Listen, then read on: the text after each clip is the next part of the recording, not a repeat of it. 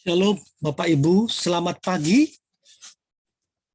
selamat bertemu kembali dan kita akan mendengar firman Tuhan. Sebelumnya kita bersatu di dalam doa. Terima kasih ya Tuhan atas perlindungan, penyertaan Tuhan. Dari malam hingga pada pagi hari ini kami boleh bangun Tuhan dengan keadaan sukacita. Tuhan, kami boleh merasakan desiran angin, kicauan burung,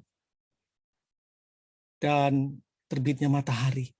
Dan kami percaya di situ ada Tuhan beserta kami, memberikan rencana-rencana yang baik buat kehidupan kami. Ya Bapa, untuk itu kami mengundang Engkau ya Bapa, untuk datang ke dalam hati kami, agar kami boleh melangkah di hari ini sesuai dan seturut dengan firman-Mu. Kami telah siap untuk mendengarkan firman-Mu ya Tuhan. Di dalam nama Tuhan Yesus Kristus Tuhan kami yang hidup, kami telah berdoa. Amin. Baik Bapak Ibu yang dikasihi Tuhan, judul renungan kita pada pagi hari ini adalah anak korban perceraian.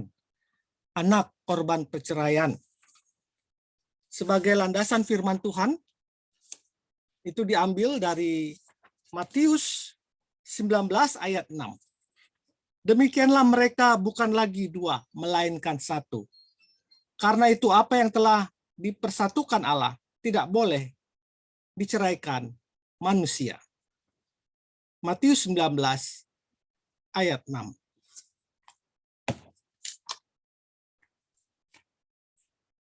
Yang sangat ditakuti ternyata terjadi. Pernikahan berakhir dengan perceraian. Apakah suami ataukah istri yang paling menderita luka batin? Bukan saja mereka, tetapi semuanya menderita.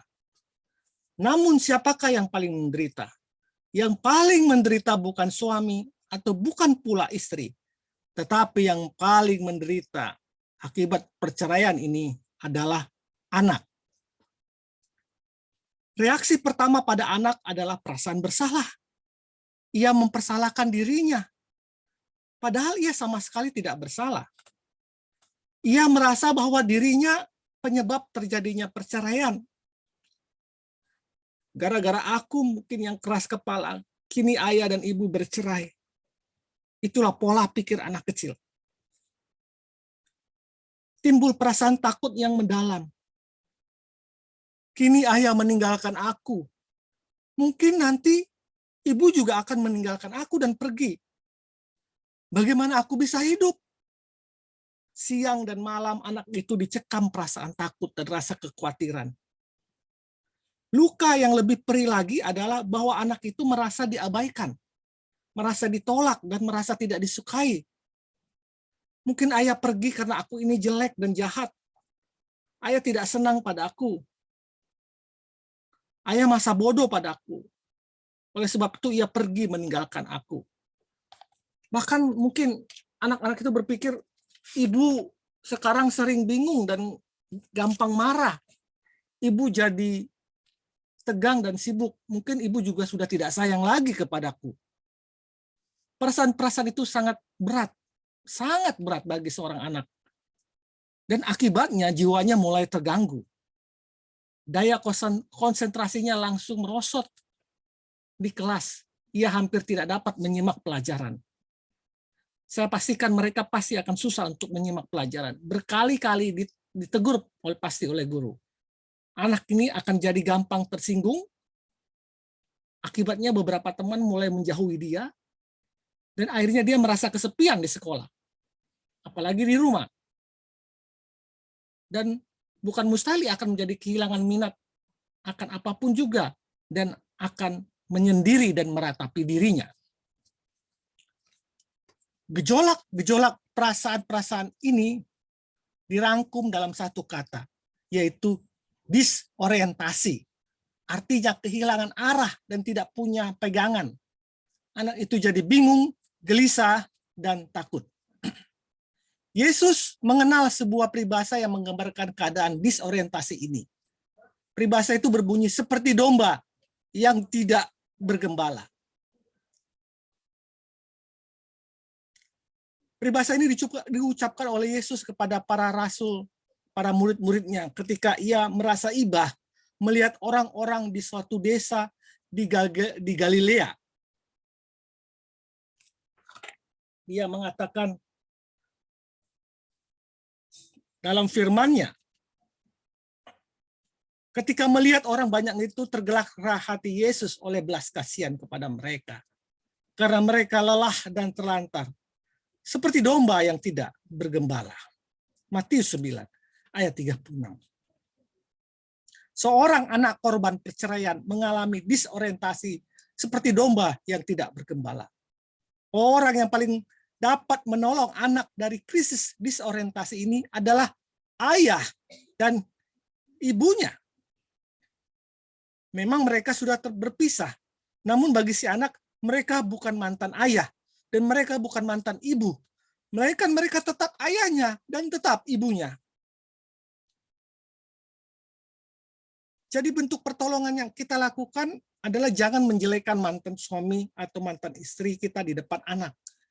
Menyuruh anak membenci ayah atau membenci ibunya akan membuat keadaan lebih rumit. Setiap tahun kemudian suruhan kita itu marah dan bisa akan menjadi bumerang pada kita sendiri. Anak yang kita suruh membenci seorang kelak akan mudah membenci kita. Yang kita perlu perhatikan adalah walaupun keluarga telah pecah, namun kita tetap harus mencintai anak-anak kita. Katakan dengan jelas bahwa perceraian itu terjadi karena ayah dan ibu tidak mampu menemukan jalan keluar dari persoalan. Jelaskan bahwa ayah dan ibu tidak saling mencintai lagi. Namun, baik ayah maupun ibu tetap mencintai engkau, anakku. Akui dengan jujur di depan anak bahwa perceraian itu adalah akibat kesalahan dari ayah dan ibu. Tegaskan bahwa perceraian itu sama sekali bukan akibat kesalahan dari si anak. Anak korban perceraian tergoncang jiwanya. Ia menderita. Ia butuh pertolongan ayah dan ibu. Tetapi justru inilah yang sulit, sebab ayah dan ibu juga sedang tergoncang jiwanya. Ayah dan ibu juga sedang menderita, yaitu mereka juga merasa hidup ini gagal. Ayah dan ibu juga sendiri sedang terkurung dalam rasa marah, rasa benci, dan rasa sakit hati. Ayah dan ibunya sendiri pun sedang bingung, kehilangan pegangan, dan kehilangan arah, yaitu disorientasi juga. Dalam jangka pendek, perceraian memang mengatasi satu atau dua persoalan, namun sesudah itu justru akan timbul banyak persoalan-persoalan baru yang lebih rumit dan yang lebih besar. Adalah naif untuk beranggapan bahwa perceraian merupakan jalan keluar. Lari dari mulut harimau jatuh ke dalam mulut buaya, bahkan lebih. Oleh sebab itu Kristus bersabda, karena itu apa yang dipersatukan Allah tidak boleh diceraikan manusia. Matius 19 ayat 6 sangat besar maknanya bagi kita.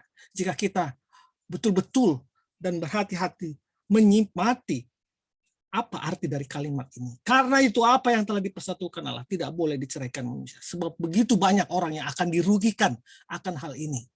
Yang dirugikan dalam jangka panjang. Baik psikis maupun emosinya, maupun mentalnya. Semua pihak menderita bila terjadi perceraian. Suami istri terluka batinnya. Orang tua dari suami istri atau kedua belah pihak itu juga merasa terpukul akan masalah ini. Belum lagi kerabat dan sahabat. Tetapi yang paling menjadi korban adalah anak-anak. Bapak, Ibu, saudara-saudara yang dikasihi Tuhan, apa yang ingin disampaikan pada renungan pagi hari ini? Sekali lagi dikatakan bahwa apa yang telah dipersatukan oleh Allah tidak boleh diceraikan oleh manusia. Engkau sudah dipersatukan dengan pasanganmu. Aminkan itu, syukuri itu dalam hidupmu. Jalani itu dalam hidupmu. Dan bawakan dalam doa-doa kepada Tuhan. Dan yakinkan bahwa Allah telah mempersatukan kalian menjadi satu daging.